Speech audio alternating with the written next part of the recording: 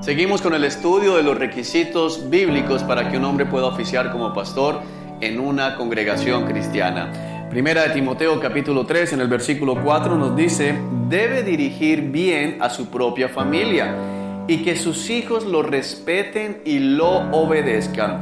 Pues si un hombre no puede dirigir a los de su propia casa, ¿cómo podrá cuidar de la iglesia de Dios? El Señor en este requisito es muy claro. Un pastor debe ser un modelo en su casa. Su hogar debe ser ejemplo para toda la congregación. En esta parte, en 1 Timoteo, está hablando de los hijos que todavía son pequeños, que están al cuidado del pastor en este caso. Y pensemos cuántas veces vemos que el hogar pastoral es todo menos un modelo. Hay peleas, hay contiendas, hay divisiones. En muchos casos se sabe de que la esposa del pastor es la chismosa de la congregación, está entrometida en asuntos que no debe, pierde el tiempo. La mujer, la esposa del pastor, debe ser modelo para las otras mujeres en la iglesia, en estar en su casa, en estar al cuidado de sus hijos y no estar involucrada en cosas que son desagradables al Señor. Una esposa de un pastor debe ser una mujer creyente. Un pastor que tenga familia, que diga: no, mis hijos y mi esposa son incrédulos, ¿cómo puede ser modelo para la iglesia de Dios?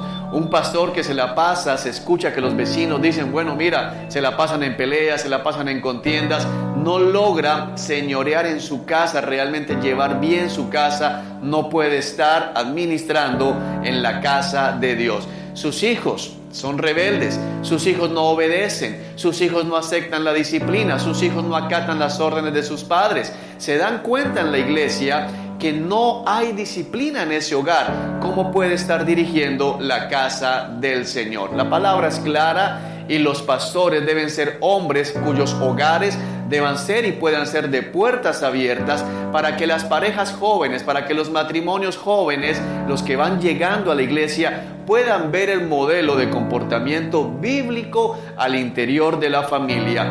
Y esto es muy importante porque nos enseña que el primer ministerio de un pastor no es la congregación, es su propia familia.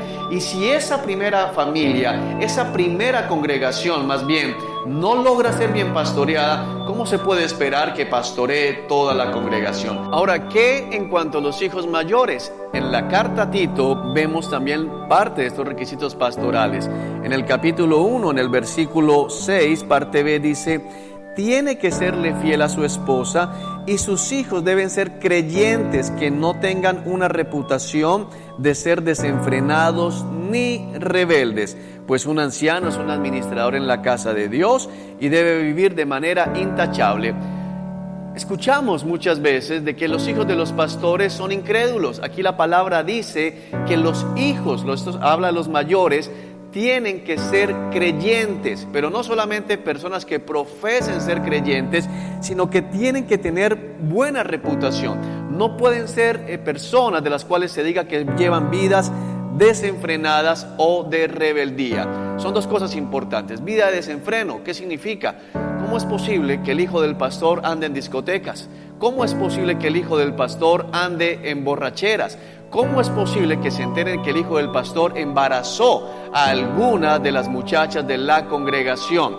Y cuando hablamos de rebeldía, es una rebeldía hacia sus padres, pero también una rebeldía hacia el Señor. Esto hablando de hijos de pastores que no son creyentes. El Señor es perfecto y cuando un hombre tiene el llamado de Dios, también el Señor proveerá de la manera necesaria para que sus hijos guarden el testimonio. Y de hecho, que un hijo mayor se mantenga en los caminos del Señor también da testimonio de que el pastor ha cumplido con lo que debe hacer como sacerdote en su casa para que sus hijos sean temerosos de Dios. Así que cuando tú escuches hablar, estamos orando para que el hijo del pastor deje las drogas, estamos orando para que el hijo del pastor deje estar en la pornografía, estar de adúltero, estar de fornicario. Oremos por ese muchacho, pero entendamos que este hombre no cumple con los requisitos pastorales. Recuerda, no importa lo que muchos digan, la última palabra la tiene la palabra de Dios. Te esperamos en un próximo capítulo donde seguiremos estudiando los requisitos pastorales. Adiós.